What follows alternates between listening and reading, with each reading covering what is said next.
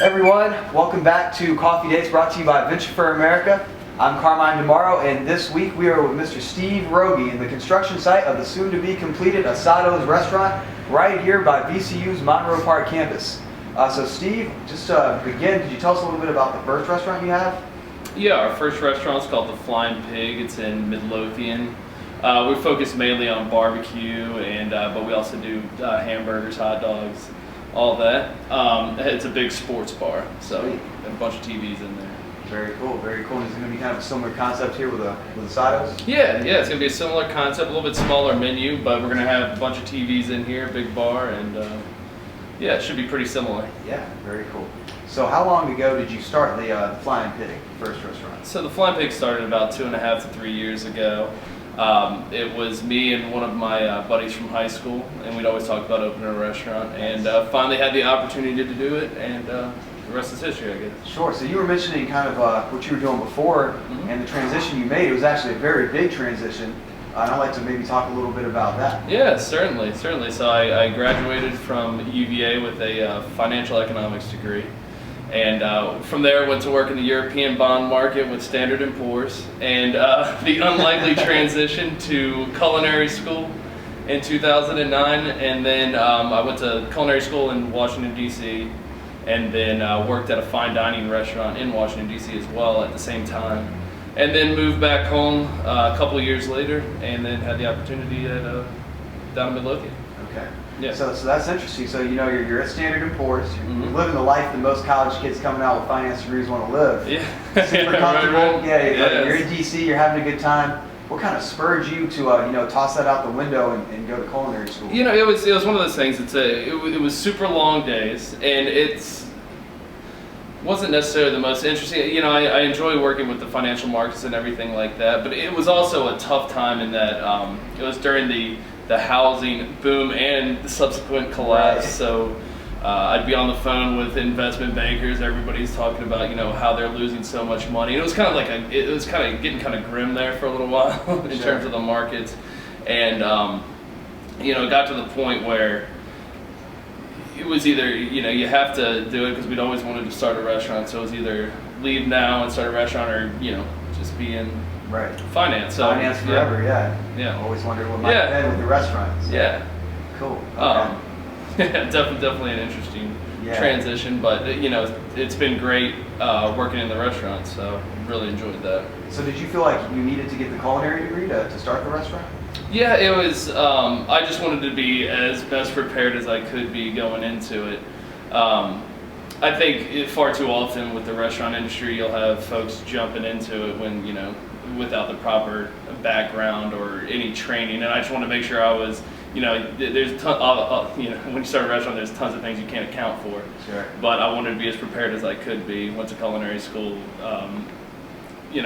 Wrote all the recipes for the restaurant, the Flying Pig, and worked under some awesome chefs. And it was.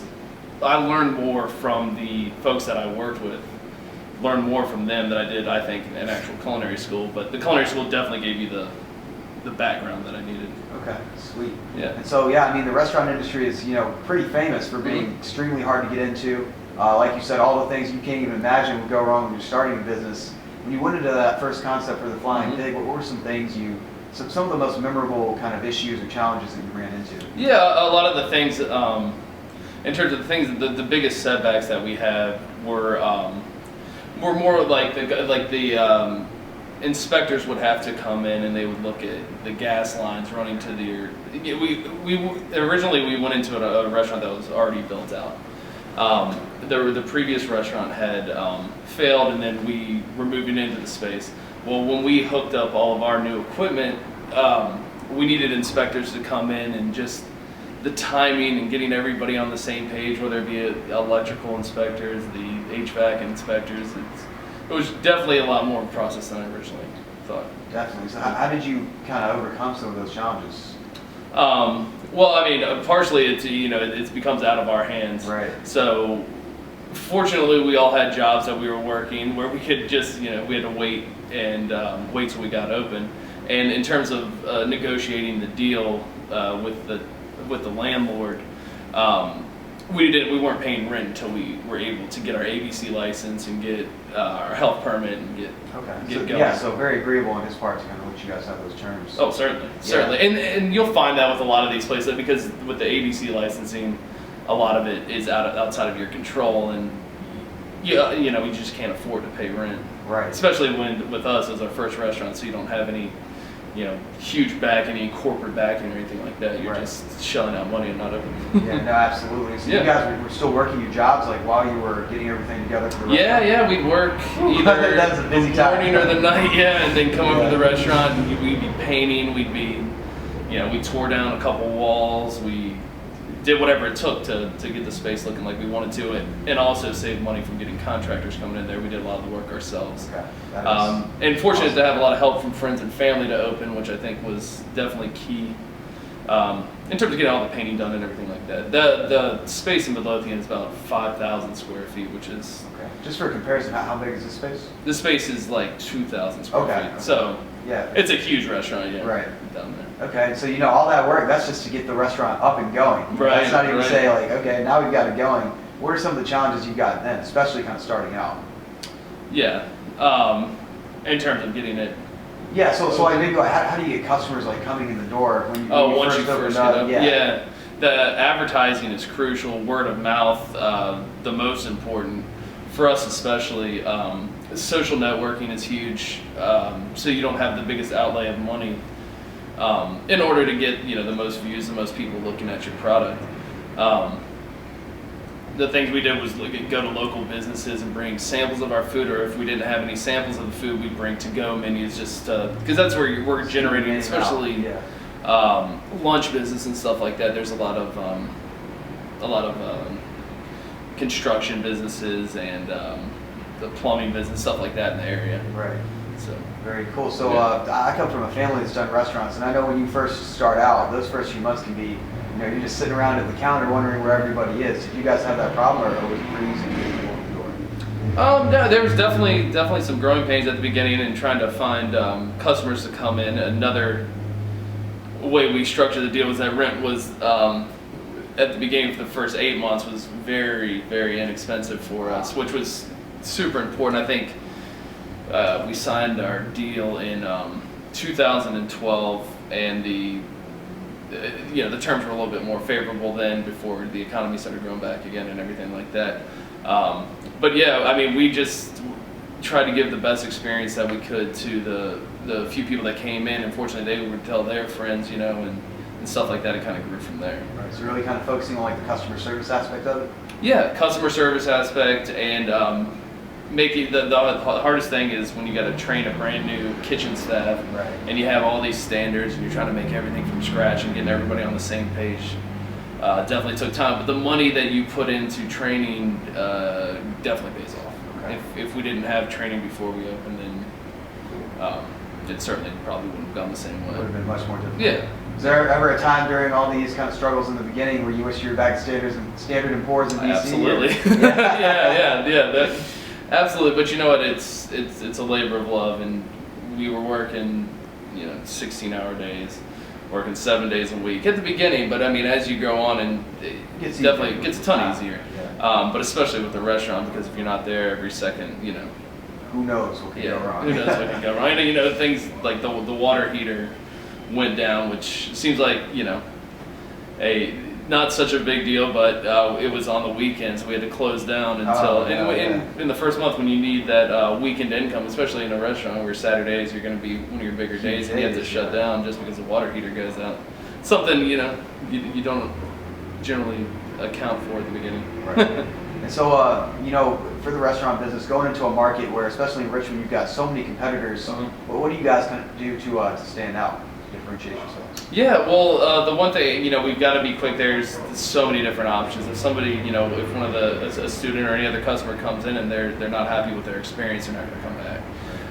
So keys are going to be, customer service. The customer service has to be great, and we want the food to come out really quick. And what we've done is we've taken some of our best sellers from our current restaurant, and we've kind of adapted them and really gotten the menu down to a size where we can still make everything fresh, make everything to order, but have it come out quickly, just like any of the other restaurants around here are doing. You know, there's definitely some tough competition. We also want to do a little more entertainment where. So most of the restaurants around here, you walk up to the counter, you order, and they give you your food and sit down. Here, we're gonna serve you all your food and with typical wait staff. And we're also gonna have a bunch of TVs in here for the entertainment purposes, which you don't find as much around here. We've noticed. So yeah, absolutely. So you got the Flying Pig right outside the city. What kind of spurred you to come out to campus? I mean, we love Richmond area. I live downtown. Right. We just love being around the area, and finally had an opportunity to come downtown. Whereas before, it's definitely a little bit more expensive downtown and everything like that. So before it wasn't even an option, but now that it became an option, we're super excited to be here. Two of the other guys that I work with are VCU alumni, so they were excited about the opportunity. They had been coming to restaurants around here and felt that there was a need in the market. We're doing mainly taco and wings. Nice. Certainly going to be, a hit with the college kids, I'm sure. Yeah, that's right. We were thinking about what we wanted when we were in college, and I feel like this would. Tacos and wings certainly come up. Yeah, exactly. Okay, exactly. So could you, so the restaurant's called Asado's. Can you tell me, you mentioned a little bit before we started the interview, what's like the story behind how you came up with that name? Yeah, so as far as asado is like grilling in Spanish, and the name actually came from my uncle who lives in New Mexico, and right on the border of Mexico, New Mexico. So you got a ton of Mexican influence there, and he has this recipe for asado style pork, which is fresh chilies and garlic and oregano, and it was incredible. And you slow cook it, you smoke it, and then you simmer it with the chilies and the spices, and it's just incredible. And but we like that whole idea, the whole southwestern cuisine, and asado kind of fit the bill for what we're trying to do. And our wings are a little bit different. We smoke our wings with all hickory smoked wings, and we put our own dry rub on it, which is again like your chili powder and brown sugar and stuff like that. And so we put a little more time into making our wings than just dropping them in the fryer. Right. So that's the thing that is on my mind and everyone else watching. When is this going to be available to campus? Yeah. We're hoping within the next 2 months. Nice. We were shooting for March Madness, but always going to be some setbacks. Right. So we will see. Sounds good. And so kind of wrap it up here.